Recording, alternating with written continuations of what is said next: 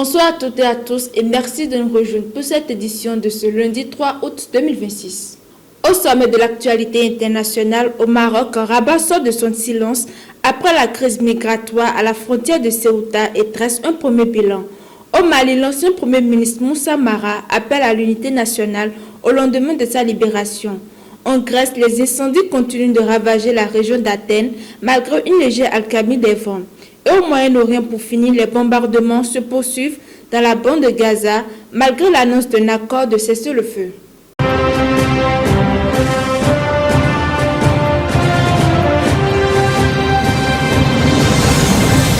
Nous démarrons ce journal au Maroc. Près de 50 jours après le début de la crise migratoire à la frontière de Ceuta, les autorités marocaines ont finalement pris la parole. Dans une déclaration vidéo diffusée dimanche dernier, le ministère de l'Intérieur affirme que près de 40 000 personnes ont tenté de franchir illégalement la frontière vers l'enclave espagnole. Selon Rabat, 11 personnes ont perdu la vie, dont 10 par noyade et une par chute. Un bilan qui diffère de celui avancé par les autorités espagnoles, lesquelles évoquent 112 décès. Le gouvernement marocain estime que cette vague migratoire n'était pas spontanée. Il porte notamment la diffusion de fausses informations sur les réseaux sociaux, l'action de réseaux de trafic d'êtres humains, ainsi que des interprétations erronées de certaines procédures administratives. Des enquêtes ont été ouvertes afin d'établir les responsabilités. Toujours en Afrique comme au Mali, l'ancien Premier ministre Moussa Mara s'est exprimé publiquement au lendemain de sa libération après avoir purgé une peine d'1 an de prison. Dans une vidéo publiée sur sa page Facebook, il a lancé un appel à l'unité nationale, à la réconciliation et au pardon entre les Maliens.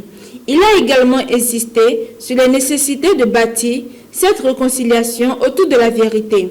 Moussa Mara a aussi eu une pensée pour son avocat, Maître Moutanga Tall, dont on est toujours sans aucune nouvelle depuis son enlèvement au mois de mai dernier. Aucune déclaration n'a été faite concernant un éventuel retour en politique de l'ancien chef du gouvernement dans un contexte où les partis politiques demeurent dissous par les autorités de transition. Quittons le continent africain pour l'Europe où les incendies continuent de mobiliser d'importants moyens de secours. En Grèce, le gigantesque incendie qui ravage depuis plusieurs jours les environs d'Athènes reste sous haute surveillance. Même si le feu n'est toujours pas encore maîtrisé, les secours espèrent profiter ce lundi d'une accalmie des vents pour reprendre plus efficacement les opérations aériennes. Jusqu'à présent, des rafales dépassent parfois 100 000 km à l'heure, compliquaient considérablement le travail des pompiers. La lutte contre les flammes a été endeuillée dimanche par la collision de 2 hélicoptères bombardiers d'eau au-dessus d'une zone forestière près d'un golfe du Corinthe. 2 membres d'équipage ont perdu la vie. Les premières investigations privilégient un manque de visibilité provoqué par le pèse fumé.